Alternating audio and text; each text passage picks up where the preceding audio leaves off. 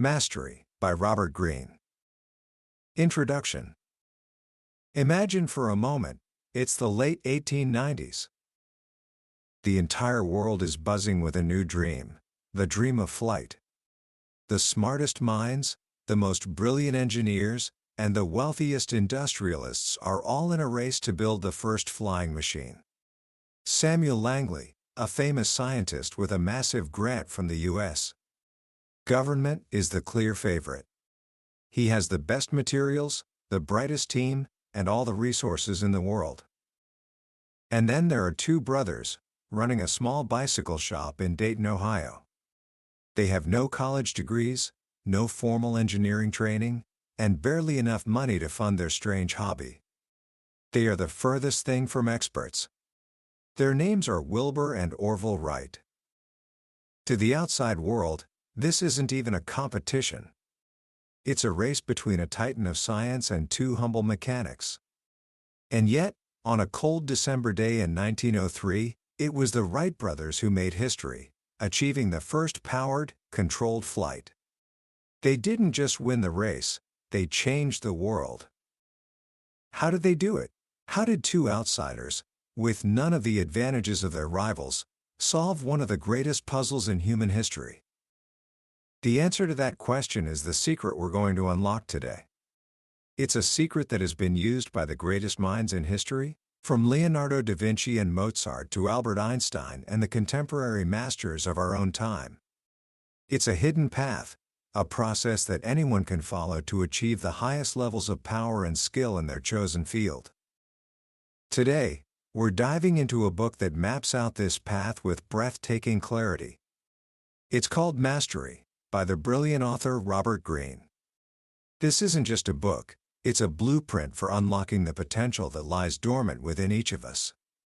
Greene spent years studying the lives of the greatest masters in history, and he discovered that their success wasn't due to luck, or genius, or some God-given talent. It was the result of following a specific, observable process. And that is my promise to you today. By the end of our journey together, you will understand this process. You will see that mastery isn't some far-off, impossible dream reserved for a chosen few. It is a journey, a transformation that is available to you, right here, right now.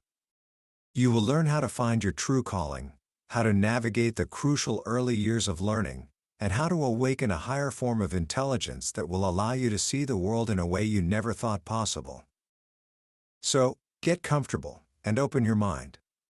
Because we're about to explore the path that turns ordinary people into legends. Book summary.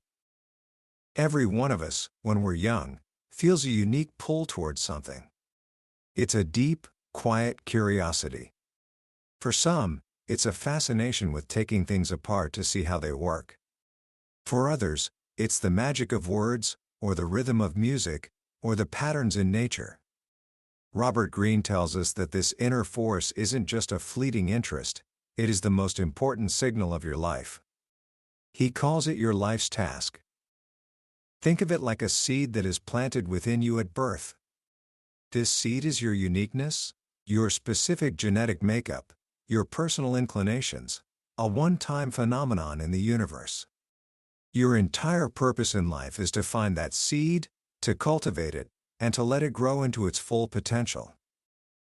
This is the first and most critical step on the path to mastery. You must discover your calling. For the great artist Leonardo da Vinci, this force was undeniable. Born as the illegitimate son of a notary, he was barred from the noble professions. He had very little formal schooling and was mostly left to himself as a child. This turned out to be a blessing. He would wander for hours in the forests and olive groves around his village, completely enthralled by the intense variety of life he saw. He felt a deep compulsion to draw what he observed, stealing sheets of paper from his father's office to sketch the strange wildflowers, the cascading waterfalls, and the gliding swans. He wasn't just copying what he saw.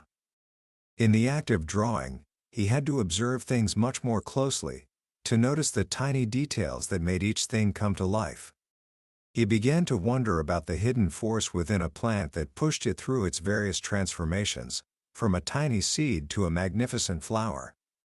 This obsession with the inner workings of life would guide every single thing he did, from his art to his scientific studies. He was simply following that voice, that force, that had called to him as a child in the woods. For others, the signal is just as clear. When Albert Einstein was 5 years old, his father gave him a compass. The boy was mesmerized by the way the needle always pointed north, moved by some invisible force. This single moment sparked a lifelong obsession with the hidden forces that govern our universe. For the rest of his life, he was simply trying to understand what that compass had shown him. But as we grow older, that inner voice often begins to fade. We start listening to other voices, our parents, our teachers, our friends. They tell us what we should be interested in, what career is practical, what path is safe. We begin to choose paths for the wrong reasons, for money, for fame, or for the approval of others. This, Greene warns, is the most dangerous path of all. It is a path that leads away from your true self, and it is the source of so much unhappiness and frustration in the world. You lose connection to what makes you unique, and your work becomes mechanical, a chore you must endure. So, the first move toward mastery is always inward.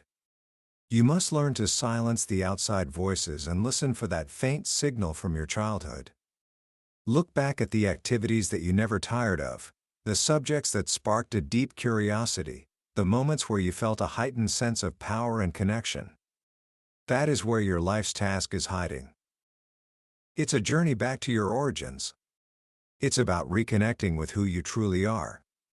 It is never too late to begin this process. At any age, you can dig and refine what has been buried inside you. But finding your calling is only the beginning. Once you know your direction, you enter the most critical phase of your life, a second, practical education that Greene calls the ideal apprenticeship. Think about Charles Darwin. As a young man, he was a disappointment to his father. He had no interest in becoming a doctor or a parson, the respectable careers chosen for him. His only passion was collecting biological specimens, beetles, flowers, minerals. He was seen as a boy who cared for nothing but shooting, dogs, and rat-catching. Then, a life-changing opportunity appeared. He was offered a position as an unpaid naturalist on the HMS Beagle, a ship set to sail around the world for several years. His father was vehemently against it, but something deep inside Darwin urged him to go. This voyage would become his apprenticeship. The first few weeks were miserable. He was terribly seasick, lonely, and intimidated by the rough sailors and the moody captain. He felt like a complete fool. But then, he made a crucial decision. Instead of focusing on his own misery, he would turn his attention outward. He would observe life on the ship as if he were studying a new species of animal. This is the first step of the ideal apprenticeship: deep observation. When you enter a new environment, your first task is not to impress people or to get attention. It is to be quiet, to be passive, and to absorb everything. You are like an anthropologist studying an alien culture. You observe the unwritten rules, the power dynamics, and the standards of behavior. You learn the lay of the land before you make a single move. Darwin learned the ways of the sailors, and he slowly began to fit in. He muted his own colors and focused on learning.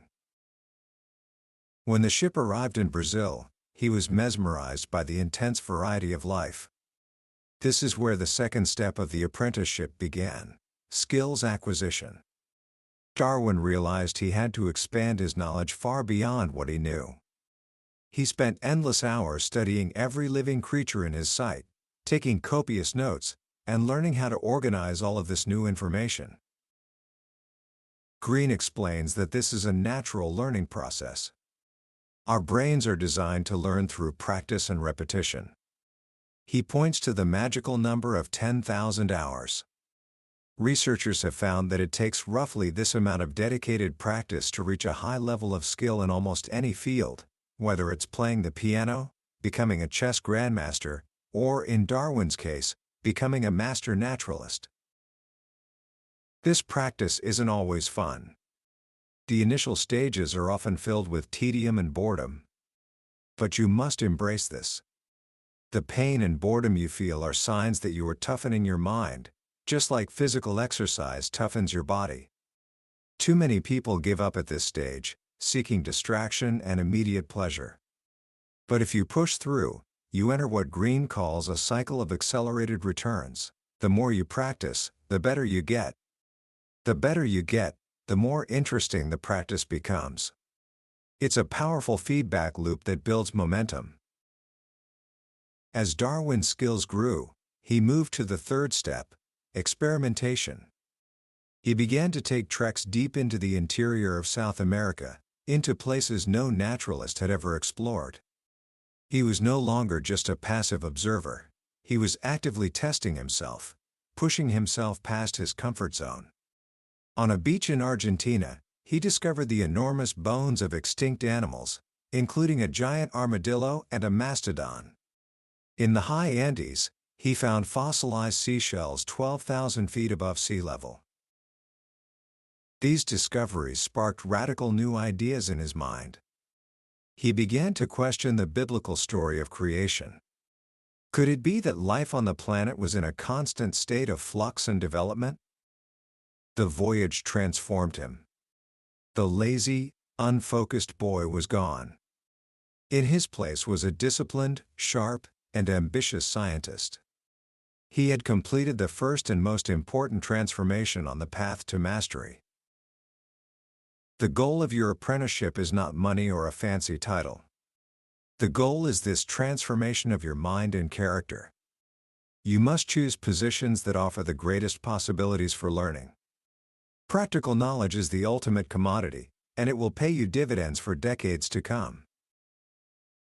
Think of Benjamin Franklin, who, as a young boy, had to choose where to apprentice. His father wanted him in the family's profitable candle-making business. But Benjamin's dream was to become a writer. So he chose to work in his brother's printing shop. It meant harder work, a longer apprenticeship, and less money. But it gave him access to books, and the chance to edit texts and secretly teach himself how to write.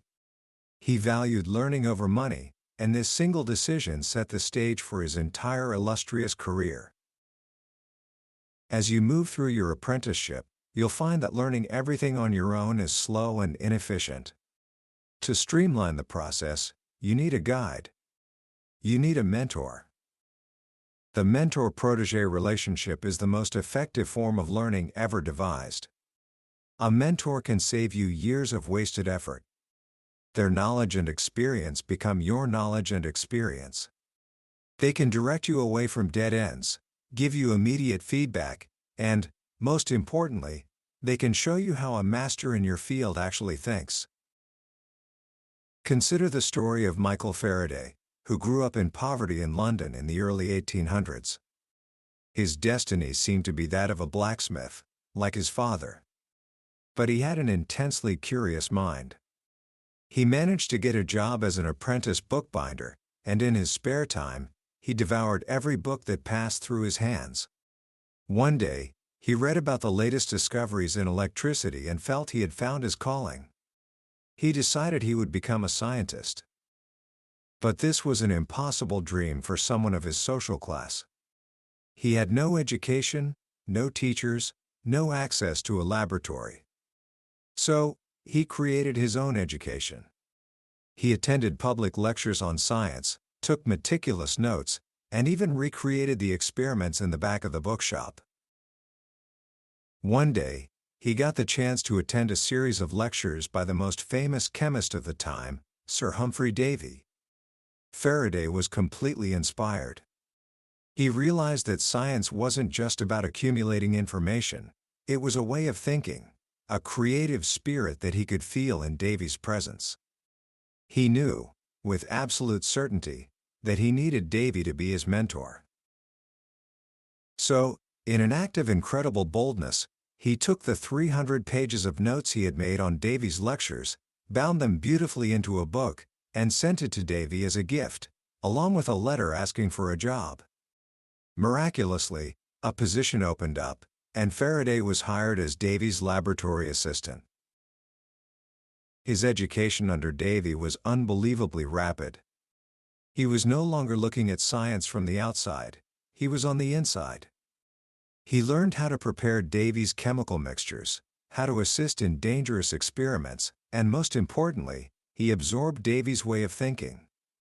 When Davy was thinking through a problem, he would often talk it out with Faraday, giving the young man a direct window into a master's mind. Greene compares this process to the ancient practice of alchemy. The knowledge in books is like a base metal, cold and inanimate. A mentor is like the philosopher's stone.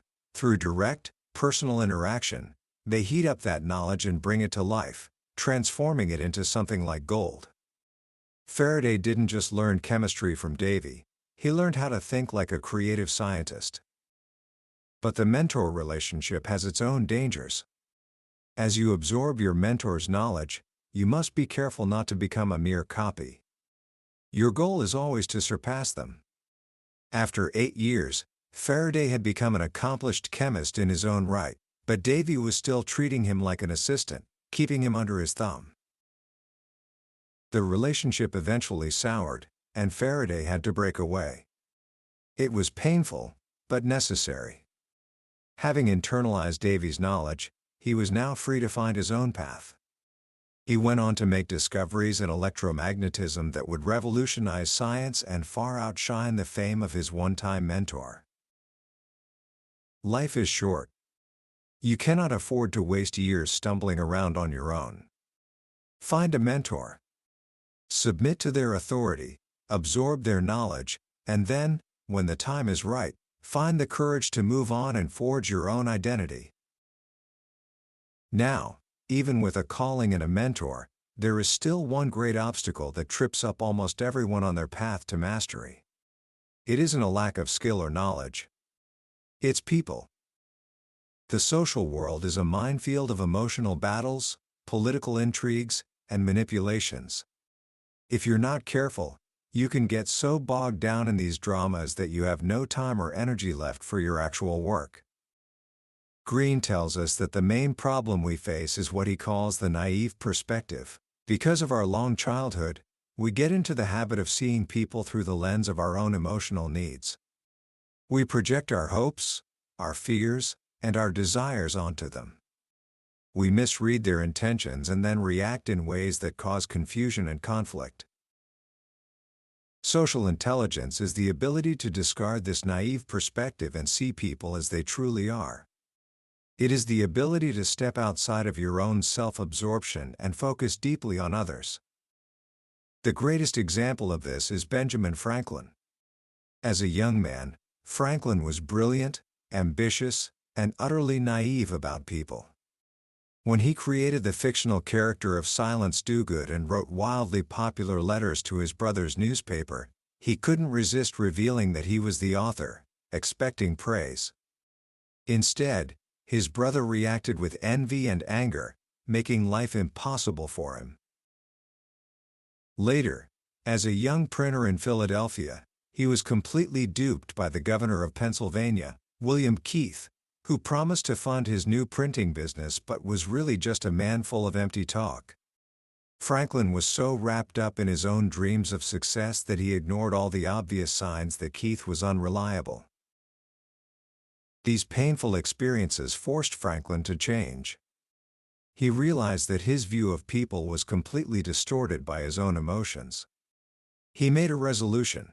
From now on, in every interaction, he would force himself to take a step back and not get emotional. He would turn his focus completely outward, observing people with the same rational, detached eye he used in his scientific experiments. He would try to think inside their minds. This transformed him. When his former employer, Samuel Keimer, offered him a good position, Franklin stepped back and analyzed the situation from Keimer's perspective. He realized Keimer likely resented him for leaving and was probably setting him up. The plan was clear: get Franklin to train all the new employees, and then fire him. Knowing this, Franklin quietly turned the tables. He used his position to build relationships with customers, learn new skills, and just when Keimer was about to fire him, he left and started his own shop, taking the best customers and his top-trained assistant with him. He had learned to see people as they are, not as he wished them to be. He accepted that people have ingrained qualities. Some are envious, some are lazy, some are manipulative. He called these the 7 deadly realities. Instead of getting upset or trying to change them, which is futile, he learned to accept them as a fact of life and navigate around them. This didn't make him cold or cynical. In fact, it made him the ultimate charmer. By understanding what truly motivated people, their self-interest, their insecurities, their vanity, he could win them over with an almost magical ability. With tranquil and productive social relations, he had more time and energy to devote to his writing, his inventions, and his scientific discoveries. Social intelligence isn't about being manipulative. It's about being realistic. It's about clearing the path of unnecessary obstacles so you can focus on what truly matters: your work. As you master your apprenticeship, internalize the knowledge of your mentors, and develop your social intelligence, your mind will naturally want to become more active. You've spent years absorbing the rules of your field. Now, you will feel the urge to play with them, to bend them, and eventually, to create your own. This is the creative active phase. This is the second great transformation on the path to mastery. You move from student to practitioner, from apprentice to innovator. The story of Wolfgang Amadeus Mozart is the perfect illustration of this leap. From the age of 4, he was immersed in a rigorous apprenticeship under his father, Leopold. He spent his childhood touring the capitals of Europe, absorbing every musical style, learning from the greatest composers of his time. His head was filled with the music of other people. His early compositions were brilliant, but they were clever imitations. As he entered his late teens and early 20s, he began to feel something stirring from deep within him: the desire to express his own voice. He felt imprisoned by the conventional, pleasant court music he was forced to write in Salzburg. It had no connection to the powerful, conflicting emotions he felt inside. His father and the archbishop were actively holding him back, telling him his experimental pieces were too strange, too complicated. He was losing his love for music itself. Finally, in 1781, at the age of 25, he did the unthinkable. He rebelled. He broke with his father and the archbishop and declared his independence in Vienna. This act unleashed a creative explosion unprecedented in the history of music. Freed from the need to conform, he began to transform every genre he touched. He took the piano concerto and the symphony, which had become light and frivolous, and gave them a new dramatic power and emotional depth. He used larger orchestras, wrote longer movements, and infused his compositions with feelings of dread, sadness, and ecstasy. His mind was now what Greene calls the dimensional mind. A conventional mind is passive; it consumes information and repeats it. The dimensional mind is active. It takes everything it has learned and transforms it into something new and original. It's a mind that has retained the flexibility and wonder of childhood, but has fused it with the discipline and knowledge of an apprenticeship. To awaken this mind, Greene offers several creative strategies. One of the most important is to cultivate what the poet John Keats called negative capability. This is the ability to be in uncertainties, mysteries, and doubts, without an irritable reaching after fact and reason. Most of us are uncomfortable with the unknown. We rush to form opinions and judgments. But a truly creative person can suspend their ego, quiet their own certainties, and simply experience the world as it is. They can entertain ideas that contradict their own cherished beliefs. This openness allows them to see a broader range of possibilities and make connections that others miss. Another key strategy is to allow for serendipity, the magic of chance discovery. When we're working hard on a problem, our focus can become too narrow. We get stuck in a mental groove. Greene advises us to deliberately loosen up. Take walks, explore unrelated fields, allow your mind to wander. It's often in these moments of relaxed attention that an unexpected idea will pop into your head, sparking a breakthrough. As Louis Pasteur said, chance favors only the prepared mind.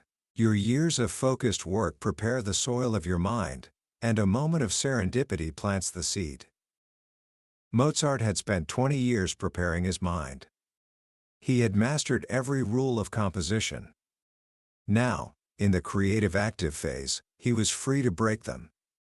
His innovations weren't a conscious act of rebellion, they flowed out of him naturally, as he personalized every form he worked with.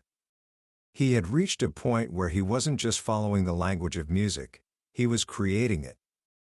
If you follow this journey long enough, if you find your life's task, endure a rigorous apprenticeship, and learn to activate your creative mind, you will arrive at the final destination, mastery. This is the third and final transformation. It is a return to a kind of primal intelligence, a fusion of the intuitive and the rational that gives you powers that can seem almost magical. Greene uses the story of the writer Marcel Proust to illustrate this ultimate state. Proust spent over 20 years in what appeared to be a wasted life. He was a dandy, a socialite who dabbled in writing, but produced nothing of substance. He was plagued by ill health and seemed to have no discipline. But beneath the surface, he was serving one of the most intense and elaborate apprenticeships imaginable. He wasn't just attending parties, he was studying human nature with the ruthless eye of an entomologist. He wasn't just reading books, he was dissecting them, internalizing their styles, and learning the craft of writing from the inside out. After the death of his beloved mother left him completely alone, he finally withdrew from society and began to pour all of his accumulated knowledge into a single, monumental novel, In Search of Lost Time. As he wrote, something remarkable happened. All of the details he had absorbed over the decades, the characters, the social rituals, the psychological insights, began to connect and come alive within him. The novel grew and expanded, becoming a living, breathing world that he knew from the inside out. He described the sensation as being like a spider on its web, feeling the slightest vibration from any part of the world he had created. This is the fingertip feel of mastery. It's an intuitive grasp of the whole. After 20,000 hours or more of deep immersion in a field, the brain is literally altered. All the parts and skills have become so deeply internalized that you no longer see them as separate components. You feel the whole system, the living dynamic of it. The great General Erwin Rommel had this feel for battle. He could sense where the enemy was going to strike before they even knew it themselves. He seemed to have oracular powers. But it wasn't magic. It was the result of years of intensely studying every aspect of warfare, the terrain, the psychology of his opponents, the capabilities of his tanks, and the morale of his own men. All of these details fused in his brain, giving him an intuitive feel for the whole picture. This high-level intuition is not irrational. It is the fruit of an incredibly deep rationality. The master's mind doesn't skip the steps, it processes them with such speed and depth that the answer appears to come in a flash. It is a fusion of the conscious and the unconscious, the human and the animal. It is the power our brains were designed to attain. This is the ultimate return to reality. As a child, you saw the world as a mysterious whole. In your apprenticeship, you broke it down into parts to understand it. In mastery, you return to that sense of the whole, but on a much higher and more conscious level. you see the connections between everything. Your mind, so richly interconnected, begins to mirror the complexity of the world itself. This is the power that is available to all of us. It is not a gift of genius. It is a function of time and intense focus, applied to the field that you were born to master. It is the reward for following your own unique path to its ultimate end. Commentary. As we come to the end of our journey through Robert Greene's mastery, I find myself thinking about how profoundly countercultural this book is, and why that makes it more important now than ever before. We live in a world that celebrates the shortcut. We're told we can hack our way to success, that we can find the one simple trick that will unlock wealth, fame, and happiness. We are surrounded by a culture of instant gratification, where the idea of a long, arduous apprenticeship seems almost foolish, a relic of a bygone era. And that is precisely why the message of mastery is so powerful. Greene reminds us of a timeless, undeniable truth: there are no shortcuts.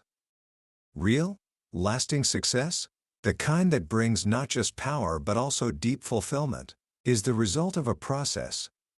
It is the fruit of discipline, patience, and an unwavering commitment to your own unique path. The most powerful lesson for me, and one that I hope resonates with you, is the idea of the life's task. In a world with infinite choices and endless distractions, the call to look inward and find that one thing you were meant to do is more than just career advice, it's a recipe for a meaningful life. Greene demystifies the idea of genius and brings it back down to earth. He shows us that the geniuses of history weren't born with some magical quality. They were people who, at some point, found a deep, obsessive connection to a particular subject, and then had the tenacity to follow that obsession for years, even decades. This book is a powerful antidote to the passivity and cynicism of our times. It's a call to action. It tells us that we are not simply products of our genes or our environment. We have the power to shape our own minds, to build our own skills, and to create our own world. The human brain, as Greene beautifully explains, is an instrument of incredible plasticity. It is designed to learn, to adapt, and to master complexity. So, how can you start applying these ideas today? Let me suggest 3 simple actions. First, take some time this week to reconnect with your own inclinations. Think back to your childhood. What were the things that you did for hours, completely losing track of time? What subject sparked a curiosity that felt deep and personal? Don't judge what you find. Just listen.